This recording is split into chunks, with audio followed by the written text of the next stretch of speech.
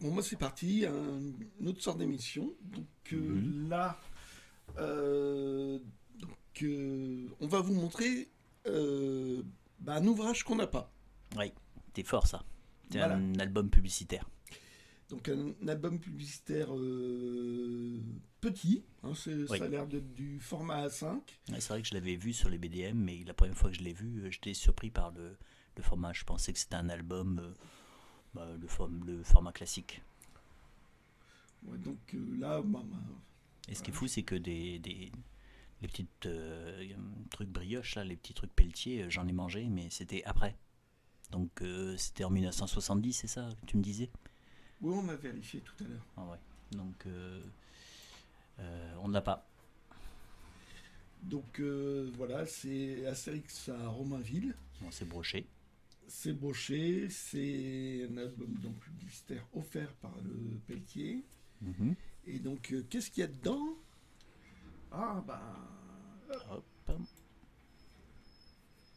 Donc, ça se présente un peu comme, Comme un album là. comme un album. Ah ouais. Et donc, il y a plusieurs, en fait, il y a plusieurs petits récits, Mhm. dont ça commence par la mascotte.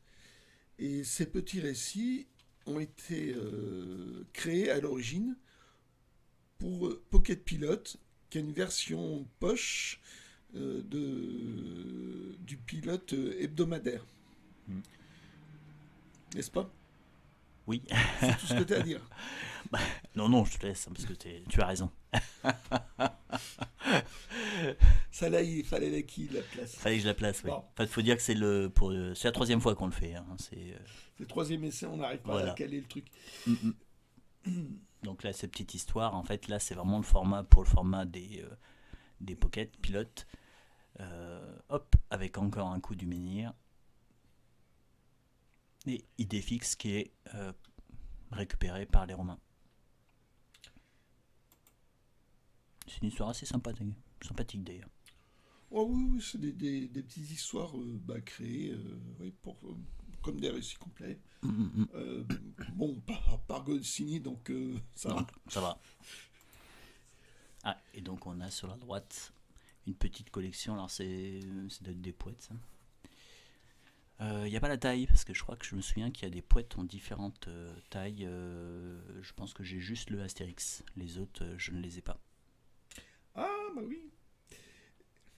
Donc, ce qui est pas mal, c'est que pour les mangeurs de biscottes, apparemment, tu pouvais récupérer 2 points. Donc Ouais. là, il fallait 2 points plus. 3 francs, plus 2 francs de participation frais d'envoi. Bon, dans les années 70, ça faisait une petite somme, mais bon, Ça mettait le poète moins cher, quoi. ouais, c'est ça. Parce qu'on devait le trouver dans le commerce aussi. C'était pas Bah, uniquement pour il y a de Lacoste. de la coste. Ça ressemble au modèle de Lacoste, ces poètes-là. Mais encore de Lacoste, c'est quoi? Bah, c'est les marques de poètes, d'Astérix. Eh ben voilà, étale ta science. Ah ouais, je suis désolé. Hein. Ouais, pour toi, c'est évident, mais pas pour moi. Ah Hein. bon, désolé. Ni pour d'autres. Hein. Bah, c'est sur celui que je t'ai donné. Oui, Bon, on diverge. Hein. ouais. Bon, donc les petits sympathiques de voir déjà ce qui existe. Ça, c'est ça vraiment chouette de voir toute la série. Ça permet déjà de visuellement de prendre des repères et de savoir ce qui nous manque en fait. Allez, tu m'en as offert un, et ça, je te remercie. C'est quand même vachement joli. Ah, ils sont sympas, ouais. Voilà. Ouais, je pense que c'est beaucoup mieux le blond de l'hyène. Enfin bon, c'est mon avis. Totalement impartial. Ah, totalement. Bon, on enchaîne parce que là. Ouais. Alors, donc, comment Obélix est tombé dans la marmite du druide? Donc, ça, c'était à l'origine dans un numéro, je sais plus, spécial pack, dans les numéros 260, un truc comme ça, Mhm. du journal pilote. Donc, tu l'as ce pilote-là? Non, Ah, bon, moi non plus. bien Et, fait. et donc, en fait, il est resté inédit, à part ceux qui avaient la revue pilote, jusqu'au moment où ils ont sorti un album qui reprenait. Spécialement dédié Voilà. en 89. Ouais, on l'a montré dans une autre vidéo. Ouais, ouais, ouais. album. Et donc là, les illustrations ne sont pas retouchées, hein. C'est les illustrations de l'époque. Donc c'est vraiment un recyclage, cet album d'inédits par-ci par-là, qui était totalement inédit, j'ai envie de dire, à l'époque, hein. Oui, je pense que c'est pour ça que ça a fait un petit peu fait une cote absolument énorme. Ah, sympathique aussi cette boîte là de petits marqueurs.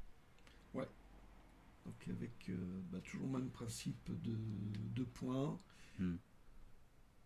Et donc ça réutilise une illustration qu'on verra peut-être un peu plus tard. Oui. Ou qu'on a déjà vu, je sais plus. Non, un peu plus tard, je crois. Ouais. Un petit peu plus tard. Oui. Avec les... Ah, ok. Non, ça c'est encore autre chose. Donc, un calcorama. Des calcomanies. Alors là, pour en trouver maintenant, ouais, ça a quand même 40 ans. Oui. Là, c'est qui a... 70, même 50. Ouais. 52. Ouais, ça devient dur, hein. Ouais. Ça, je pense que tous ceux qui ont été faits ou à moitié faits ont été jetés par les parents qui... parce que ça devait traîner à force. Un peu, ouais. On avait joué avec. Qu'y a-t-il de vrai dans Astérix? Donc un article, je suppose, j'ai pas vérifié, mais je suppose que c'était dans le journal Pilote aussi, hein. Oui, il y a des chances. Voilà, c'est des reprises de vignettes venant d'autres albums.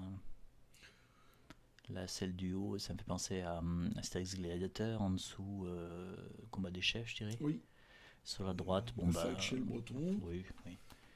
Et puis donc, le dernier, Cléopâtre. Cléopâtre, ouais. Cléopâtre, ouais. Donc, sympathique.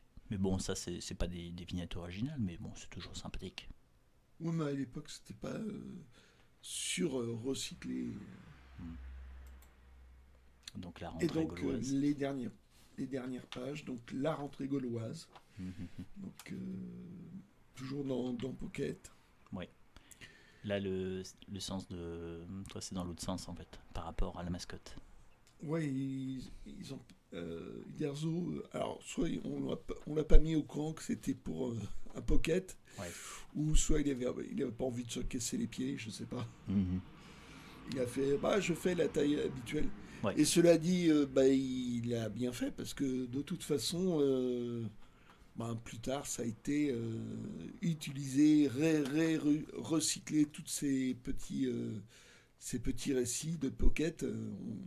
On les retrouve dans un album qui est sorti. Dans un album, La rentrée gauloise, et il me semble dans plusieurs